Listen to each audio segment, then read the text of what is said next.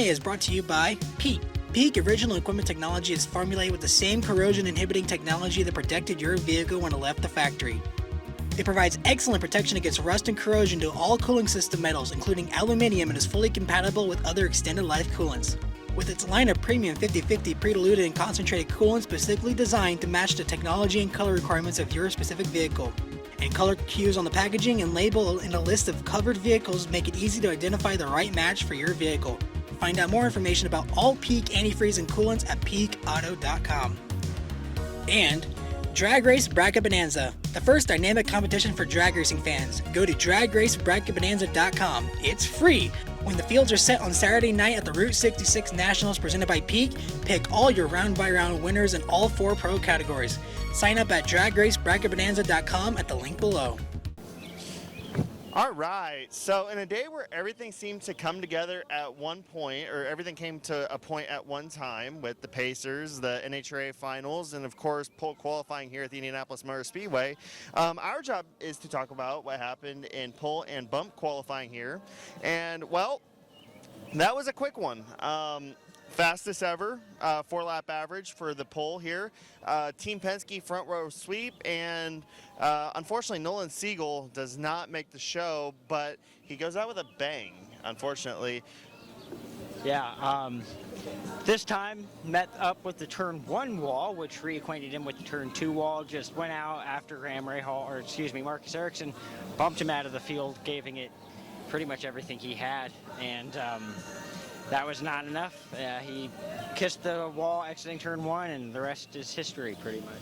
So we're going to go over the bump qualifying because that would just be kind of easier. There were 4 drivers contesting for it: Katherine Legge, Marcus Ericsoon, Graham Rahal, and Nolan Siegel. And Graham Rahal did not look good this morning. He apparently, reportedly on the radio, he said something broke with the car. However, the team rebounded, and it was actually found that they were having issues with their setup rack in the garage area, where something was just knocked out of line with that car.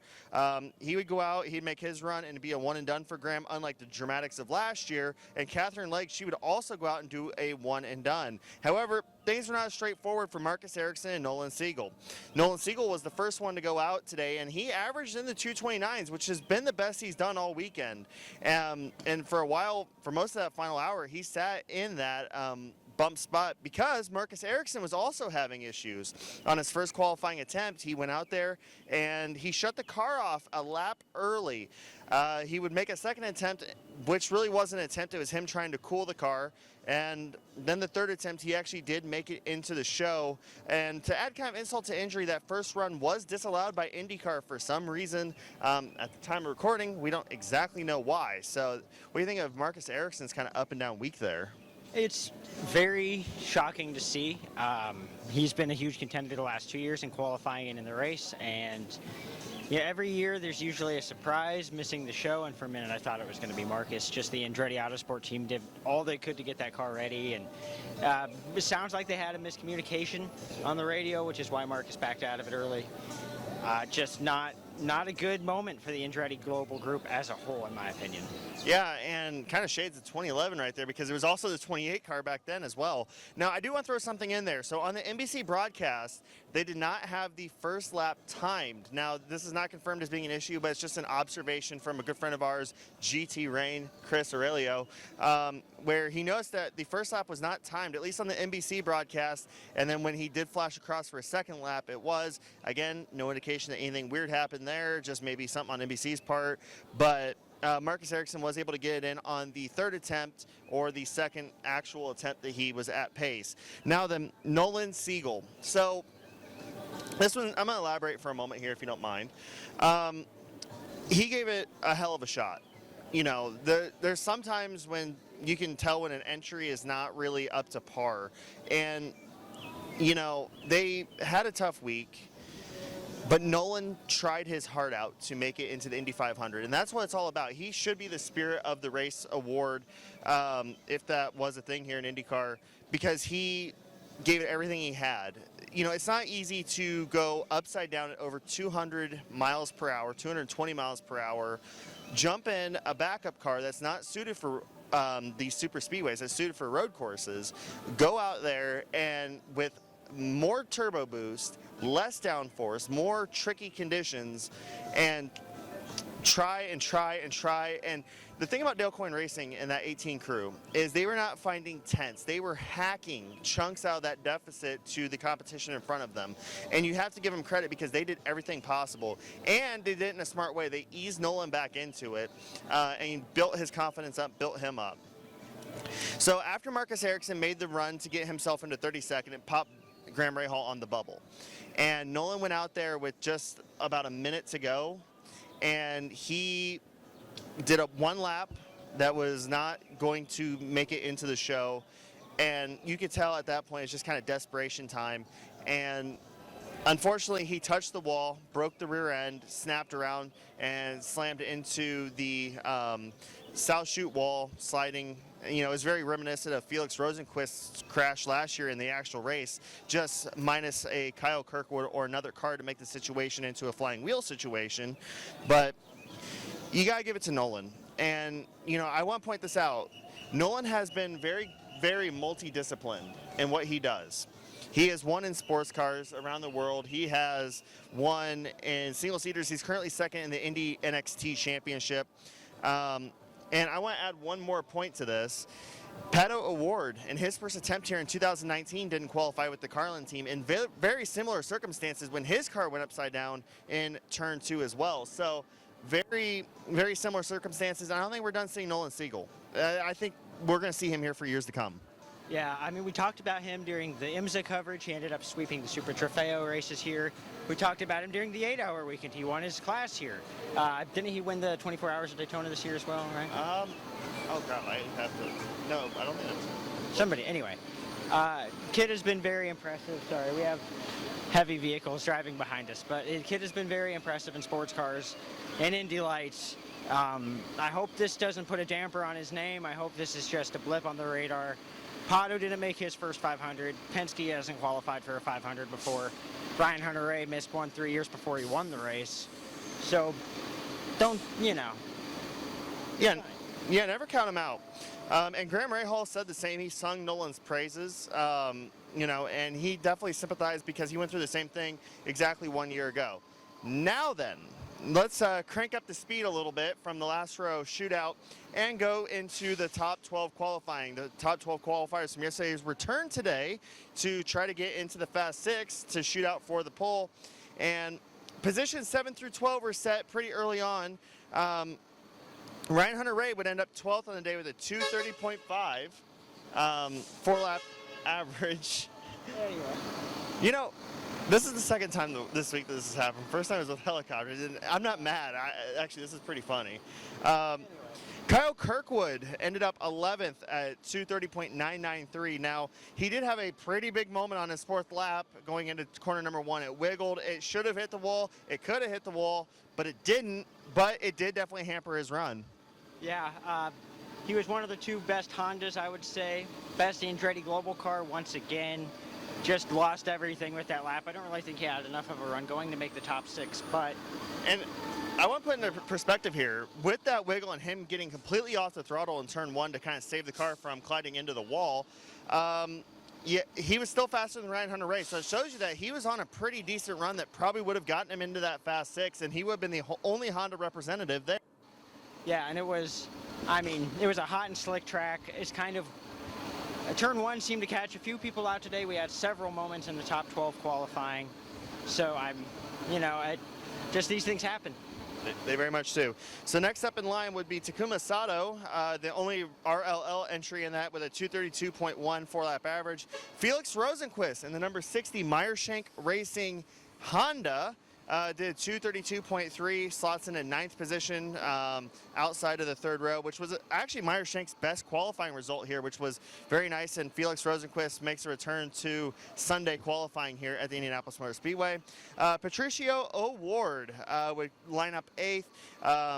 With a 2:32.584, and then Rinus VK, the star of yesterday, Rocket Rinus, ended up 7th. He was actually the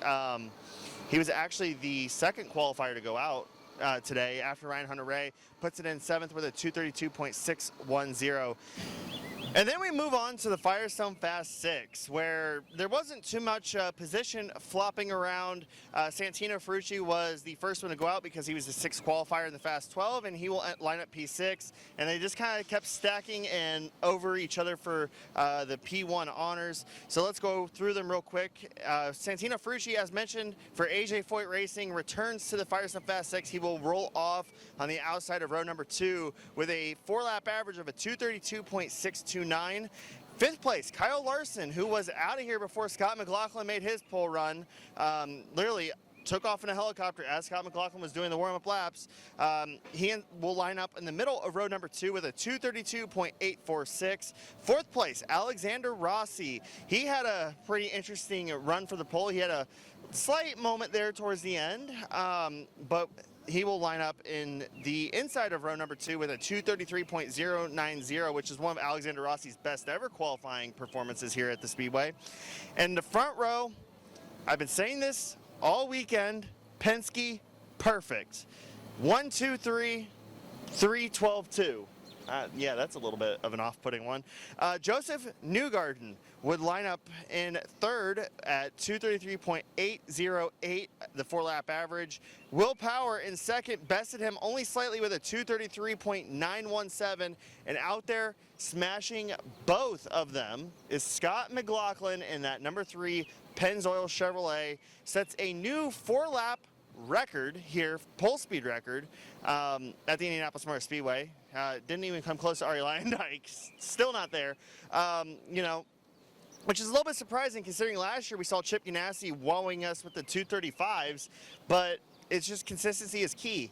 And one thing to note is that it was an all Chevrolet Fast 9, and we only saw one plenum issue today. It was Will Power in the 12 Verizon Chevy, and that was in the Fast 12 practice. So relatively pretty good day, and I do want to throw one note in there, and then we'll get your take real quick.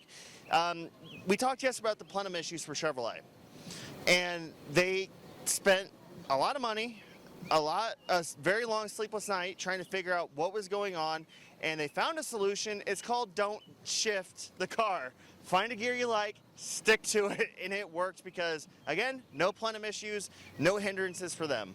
Yeah, and I mean, going to Penske,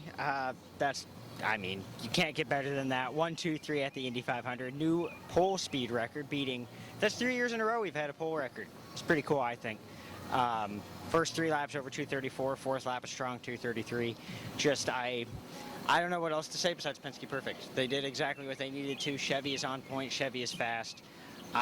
Going into race week, I really like how that Team Penske is looking. Yeah, I mean, it's hard to deny. But tomorrow, we return to the Indianapolis Motor Speedway before a little bit of a hiatus, where we will see a 2-hour session where the teams have no other choice but to focus on race setups because, well, the other thing to focus on is already done and over. And the 2 hours tomorrow is going to be hectic. It is every year, but this year probably more so because of the simple fact that we lost so much track time this week, and they barely had a chance to even think about race setups. So that 2-hour session tomorrow and the carb day session are going to be very frantic. We're going to see a lot of pack running. We're going to see just probably all hell break loose, to be frank. Yeah, and that's typical for this Monday session as of late. It's been really crazy, really hectic. I think a lot of guys are going to be going at it since, the hard part's over. You're in the race. It's time just to shut up and go. And I think that we're going to see, 4 hours left total in practice for the Indy 500. I think we're going to see a lot of race running, of course, as usual tomorrow. And we're going to see a lot of aggressive moves, and that's going to be what we're going to see in the race. Yeah, tomorrow is definitely a practice to watch for sure. And it's really going to give us a keen indication of what to look for in race setups. We talked about how Andretti was not particularly strong in qualifying setup, but we hear that they have a really good race setup. We know that Ganassi has race setup speed because Scott Dixon went out in the first 20 minutes and did a 229 heavy toe lap.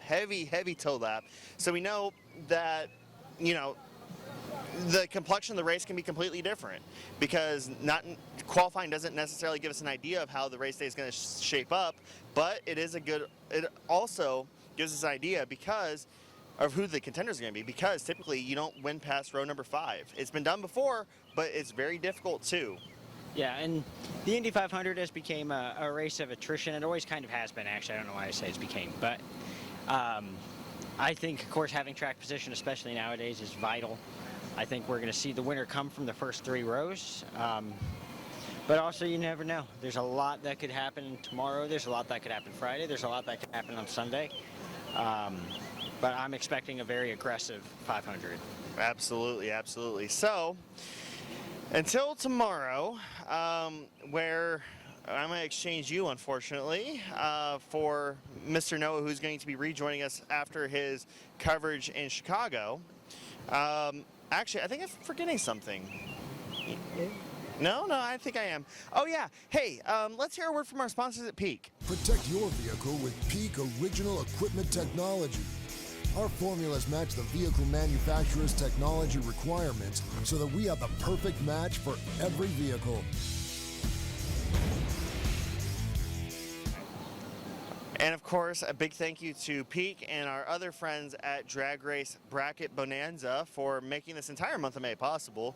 I know Peak had a pretty good weekend up in Chicago. John Force making it to the finals, ultimately defeated by Matt Hagan, which you'll hear more about in the video that's next to this one. But yeah, frantic couple of days of practice ahead, and it'll give us a really good indication what to look for in the race. But before we hit that, any predictions for the race so far, 1 week out? I like Scott McLaughlin.